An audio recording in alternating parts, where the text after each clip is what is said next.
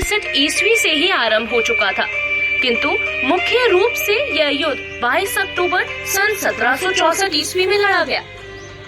East India company तथा बंगाल के नवाब मीर कासिम के मध्य कई झड़पें हुई, जिनमें मीर कासिम पराजित हुआ। फलस्वरूप वह भागकर अवध आ गया और उसने वहीं पर शरण ले ली।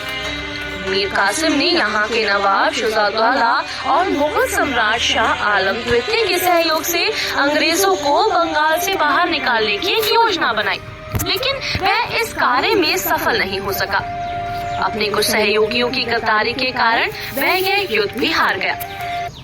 बात की जाए अगर अंग्रेजों की कूटनीति की, तो इस युद्ध में एक और मुगल सम्राट शाह आलम द्वितीय, अवध का नवाब शुजाउद्दौला तथा मीर कासिम थे, तो दूसरी ओर अंग्रेजी सेना का नेतृत्व उनका कुशल सेनापति कैप्टन मुनरो कर रहा था। दोनों सेनाएं बिहार में बलिया से लगभग 40 किमी दूर बक्सर नामक स्थान पर आमने सामने आ पहुंची। दिन था 22 अक्टूबर 1764 का। 22 अक्टूबर 1764 को बक्सर का युद्ध प्रारंभ हुआ, किंतु युद्ध प्रारंभ होने से पूर्व ही अंग्रेजों ने अवध के नवाब की सेना से असद खां साहुमल, जो कि रोहतास का सूबेदार था, और जुनैल आबादीन को धन का लालच देकर अलग अलग कर दिया। लगभग 3 घंटे में ही युद्ध का निर्णय हो गया, जिसकी बाजी अंग्रेजों के हाथ में रही।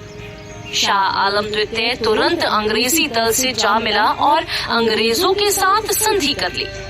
मीर कासिम भाग गया था, घूमता फिरता जिंदगी काट रहा था। दिल्ली के समीप 1777 ईस्वी में अज्ञात अवस्था में उसकी मृत्यु भी हो गई। दूसरी ओर अगर भारतीय दास्तां की शुरुआत की बात की जाए, तो ऐसा माना जाता है कि बक्सर के युद्ध का सैनिक एवं राजनीतिक महत्व प्लासी के युद्ध से अधिक है। मुगल सम्राट शाह आलम द्वितीय, बंगाल का नवाब मीर कासिम एवं अवध का नवाब शुजाउद्दौला तीनों अब पूर्ण रूप से कठपुतली शासक हो गए थे। उन्हें अंग्रेजी सेना के समक्ष अपने बोनेपन का एहसास होने लगा था। थोड़ा बहुत विरोध का स्वर मराठों और सिखों में भी सुनाई दिया, किंतु वह भी समाप्त हो गया था। निसंदेह इस युद्ध ने भारतीयों की हथेली पर दास्तां शब्द लिखी दिया, जिसे स्वतंत्रता प्राप्त करने के बाद ही मिटाया जा सका था।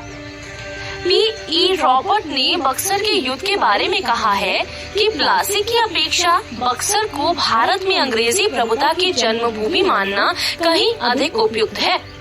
बात की जाए अगर संधि की, तो मीर कासिम को नवाब के पद से हटाकर एक बार पुनः मीर जाफर को अंग्रेजों ने बंगाल का नवाब बनाया था। 5 फरवरी 1765 ईस्वी को मीर जाफर की मृत्यु हो गई और उसकी मृत्यु के बाद कंपनी ने उसके अयोग्य पुत्र नजमुद्दौला को बंगाल का नवाब बनाकर फरवरी 1765 ईस्वी में उससे एक संधि कर ली। संधि की शर्तों के अनुसार रक्षा व्यवस्था, सेना, वित्तीय मामले, बाह्य संबंधों पर नियंत्रण आदि को अंग्रेजों ने अपने अधिकार में कर लिया था तथा बदले में नवाब को मात्र 53 लाख रुपए वार्षिक पेंशन देने का वादा किया।